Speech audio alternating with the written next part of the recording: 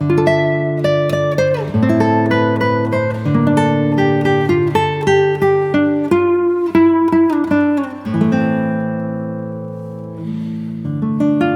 dos Pilões, ele tem uma importância grande aqui dentro da história do Jardim Botânico, porque foi a primeira indústria, primeiro momento, né, da indústria aqui no Brasil, porque foi a primeira fábrica de pólvora que teve aqui no Brasil. Então, essa casa aqui, ela, na verdade, é um dos componentes, né, do que seria a fábrica de pólvora, que tinham vários elementos edificados ao longo do jardim. E aqui funcionou como o local onde se moía aqui, né? Se trabalhava, né? O carvão, o salitre, né? Fazia a pólvora, fazia a moagem, a piloagem, né? Da pólvora.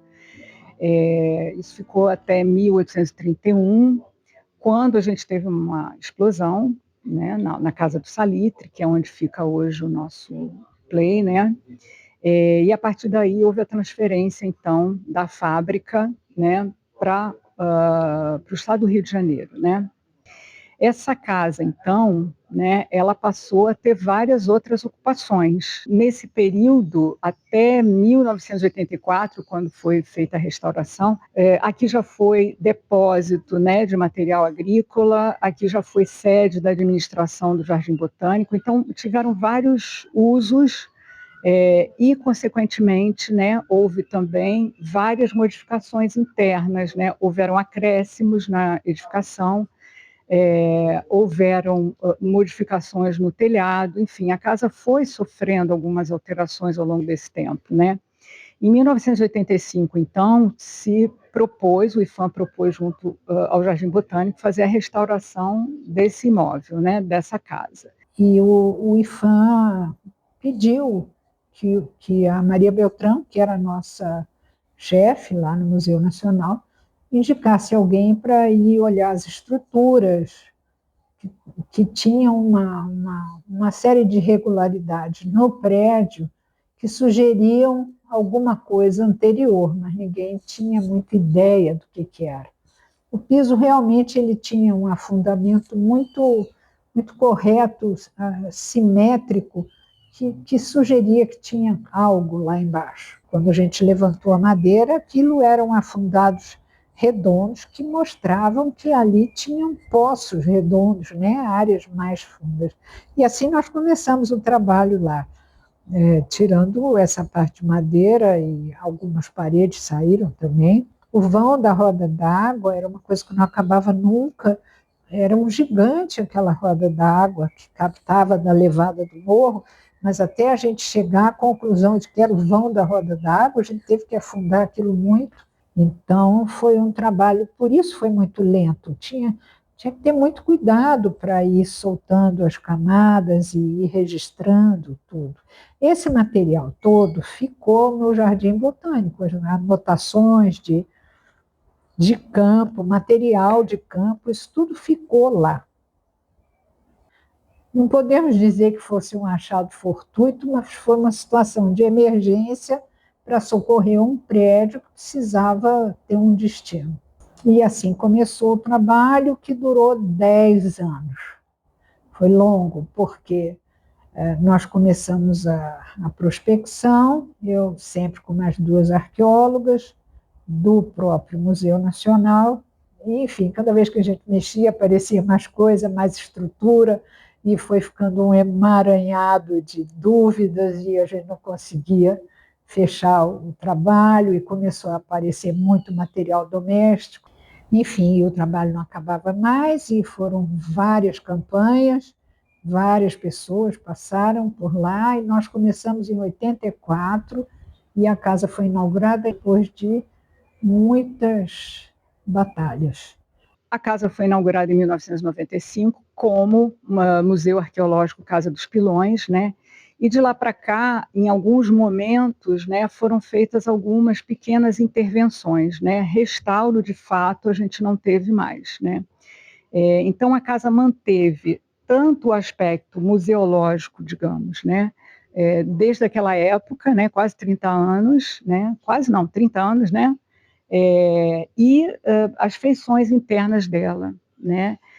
Com isso, né, e com o tempo, a gente sabe que todo bem restaurado ele vai sofrendo, né, como as pessoas, né, a gente vai tendo patologias, a gente vai sofrendo alguns danos, né, e esses danos eles vão sendo sanados na medida do possível, né. O que é importante falar aqui é que aquela ideia que em geral se tem de que o restauro e a conservação também como um todo busca aquele retorno a um estado original, ela é errada. Não é isso. A restauração ela é muito pontual em situações em que o bem, o patrimônio, o objeto, ou até mesmo o sítio como todo, uma ruína, ela necessita de intervenções mais diretas e específicas para que ela se mantenha para o futuro. Quando a gente vai falar sobre conservação e restauro, a gente tem que ter em mente que a conservação ela é um grande guarda-chuva. E dentro dela, nós temos outras sub-áreas, digamos assim. E a conservação ela é aquela área que vai ter o objetivo de salvaguardar o patrimônio. E são ações, todas as ações gerais que estão relacionadas à salvaguarda do patrimônio. E dentro da conservação, aí a gente tem, de forma mais destrinchada, a conservação preventiva, a conservação curativa e a restauração. A restauração, a gente pode definir ela de uma maneira mais geral, como as ações individuais aplicadas diretamente a um objeto específico. Elas não, quando você fala de restauração, você pode falar de restauração de uma coleção inteira, mas quando você vai pensar da restauração individualmente aplicada a cada objeto que aquela coleção tem dentro de si. E tanto a conservação quanto o restauro, elas vão ter o objetivo de manter a integridade do patrimônio, no caso, como a gente está tratando do patrimônio arqueológico, do patrimônio arqueológico como um todo, para uso fruto das gerações futuras. A gente não está na conservação e no restauro tentando retornar ao passado.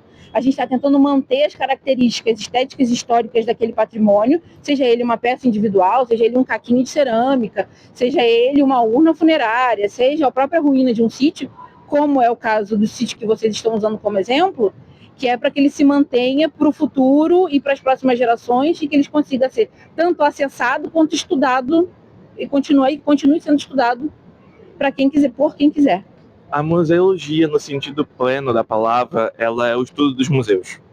Mas para aprofundar a museologia, posso dizer algumas coisas, sobretudo que ela é composta por 4 pilares: educação, comunicação, pesquisa e documentação. Então, essas 4 grandes áreas, a conservação também, sobretudo nesse processo, vão formar o que é a museologia. Mas um prato que foi herdado de avó para filha e tudo mais, é um prato, objeto de casa.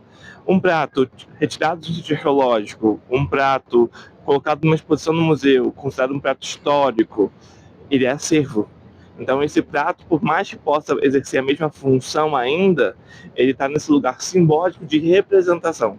Ele representa não somente o que é um prato, mas representa a sociedade que compõe esse prato, a sociedade que comprava esse prato. Ele representa um comércio que tem tudo a ver com como ele chegou ali, de que lugar ele veio. Então ele é um lugar de representação. Ele tem o seu fim da sua forma usual e renasce como objeto de museu. A museologia está desde o princípio da arqueologia. Não há objeto arqueológico no Brasil que não seja também um objeto museal.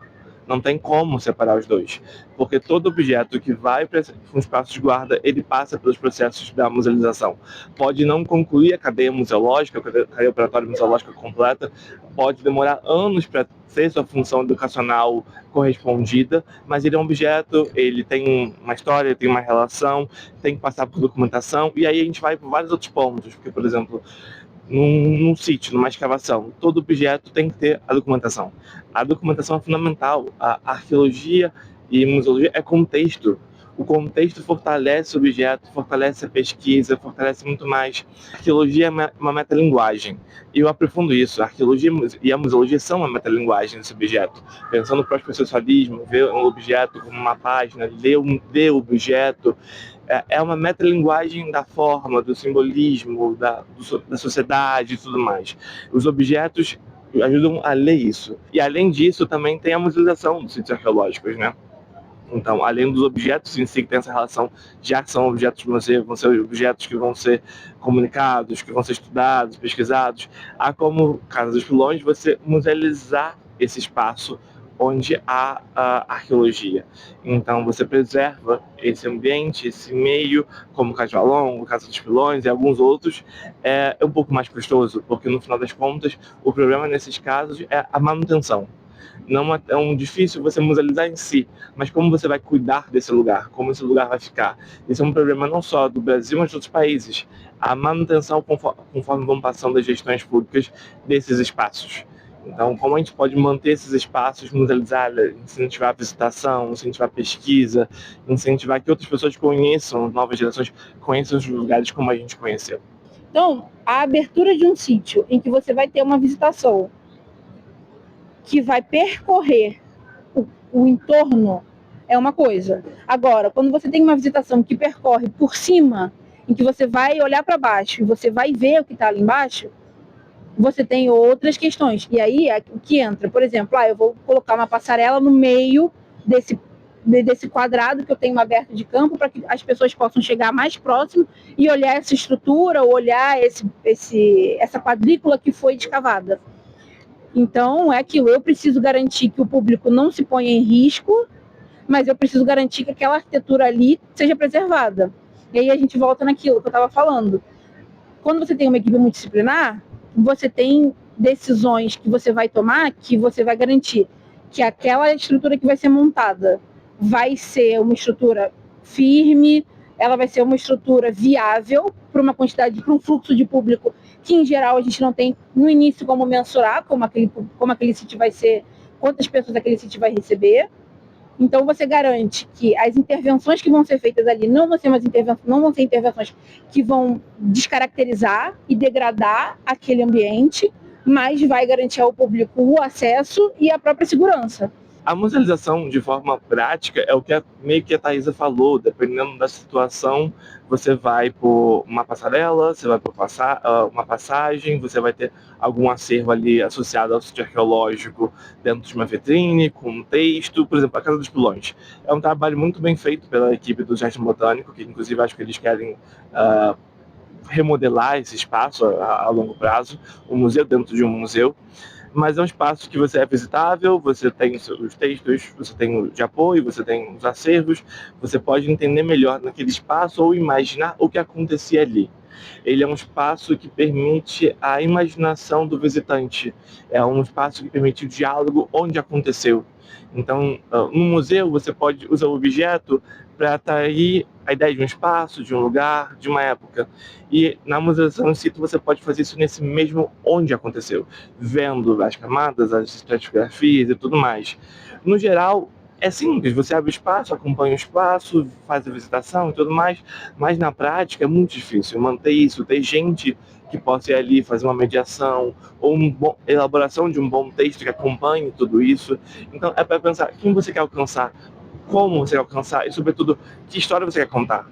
No final das contas, é sempre político. A museologia é sempre política e a arqueologia também deveria ser sempre política. Então, na Casa dos Pilões, você pode contar diversas histórias, você pode se questionar de diversas formas. Pensando nessa imagem, arqueologia é uma metalinguagem, museologia também pode ser. Então, você pode se questionar nos espaços positivos, nesse circuito que está passando, nessa musealização. Quem construiu essa casa? Quem trabalhou nessa casa?